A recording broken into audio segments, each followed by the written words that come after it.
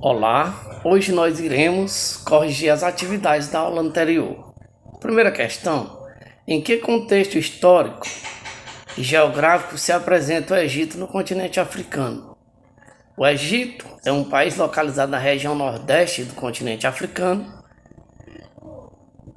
e foi uma civilização que floresceu graças à festividade de suas terras e à disposição de recursos hídricos oferecidos pelo rio Nilo.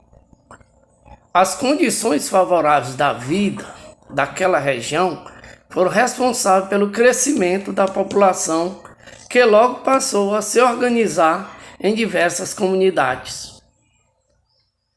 Já a segunda questão: como se deu o crescimento da sociedade egípcia?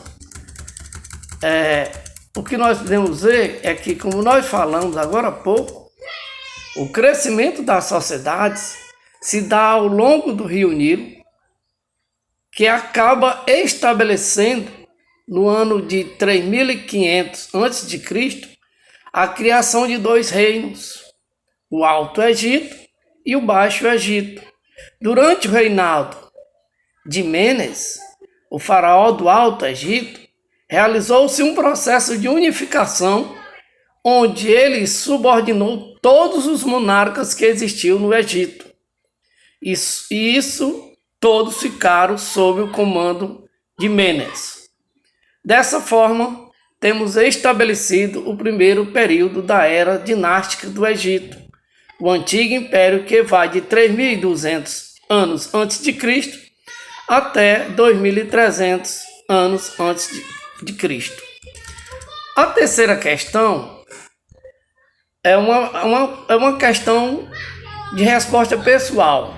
Explique por que o Egito é uma dádiva do Nilo.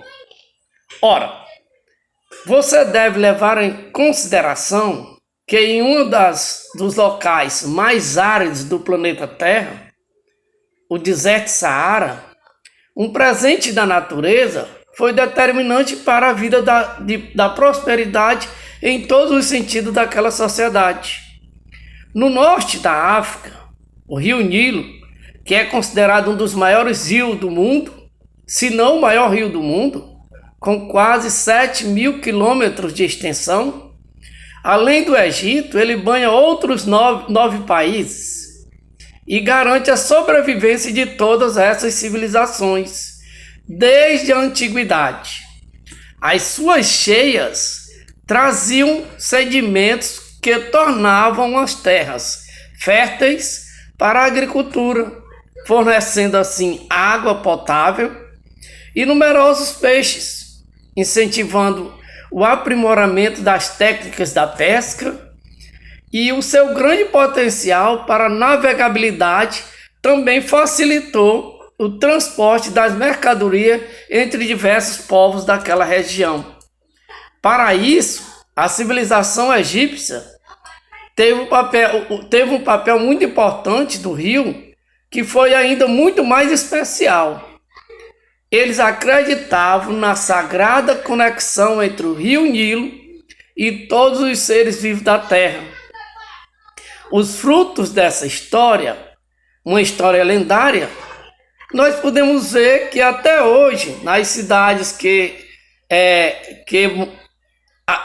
existem as suas margens, existe essa tradição. A quarta questão, nós encontraremos por que o Egito foi dividido em dois reinos. Vejam bem, a civilização egípcia, que se desenvolveu ao longo do rio Nilo, um oásis no meio do deserto de Saara, que propiciou a fixação do homem com água e solos férteis. Mas também os outros fatores que explicam o desenvolvimento e o crescimento dessa civilização, como o fato do desempenho do homem para aproveitar o recurso e a criatividade, o trabalho e o planejamento, aproveitando o potencial desse grande rio. Com isso, o Egito foi dividido em dois reinos. A quinta questão também é uma questão pessoal. explica a dinastia egípcia.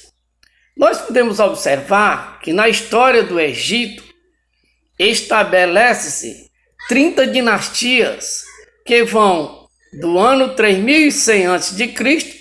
até 3302 a.C. E essas dinastias, elas foram classificadas de várias maneiras. A primeira dela é a época tinita, ou período arcaico. Esse período, ele compreende as duas primeiras dinastias e abarca do ano 3100 a 2650 a.C. A primeira dinastia começa com a unificação do Egito pelo rei Menes. A outra dinastia é o Império Antigo. Esse período, o Egito vai de 2635 a 2155 a.C. É conhecido como a Era das Pirâmides. Abarca a terceira dinastia e a quarta dinastia. O Império Médio se desenvolve entre os anos de 2061 e 1785 a.C. e abarca a dinastia 11 e a 12. É o início no período que é marcado pela instituição de Tebas como a capital do Egito. E durante todo esse período, o Egito estendeu suas fronteiras, conquistando várias regiões, dentre elas a parte da Núbia. E o Império Novo, que é compreendido entre os anos de 1551 a 1080 a.C. Esse império engloba as dinastias 18 e 20. Nessa dinastia 18, tem início com a expulsão dos Hicsos, que tinham invadido o Egito e tinham se apossado da capital do Egito, Tebas. Com isso, eles expulsam os inimigos, os Hicsos, e Tebas volta novamente a ser a capital do Egito. E a outra dinastia é as posteriores, que vai do ano de 1080 a 332 antes de Cristo. Essas sucederam-se às dinastias 21 e 30. Nessa época, o país fragmentou-se e a capital mudou para Tânis e depois para Bubastes. No ano de 525 a.C., o Egito foi invadido pelos persas e ficou sob o domínio desses até a conquista do território por Alexandre Magno. É assim que começa o período grego-romano. Portanto, estão aí as dinastias do Egito. Um abraço, até a próxima aula.